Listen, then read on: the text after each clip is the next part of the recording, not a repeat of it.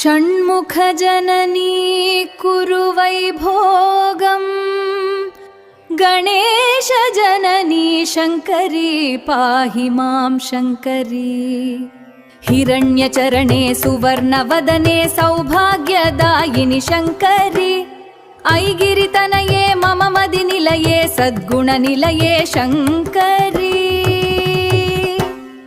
आदित्यादिग्रहनुतचरणे इह सुखदायिनी शङ्करी कुबेरनुत पार्वती शङ्करी शङ्करप्रिये शङ्करी जनहृदयतापविनाशिनी सौभाग्यदायिनी शङ्करी करुणारसपूरितलोचनी कात्यायनी शङ्करी।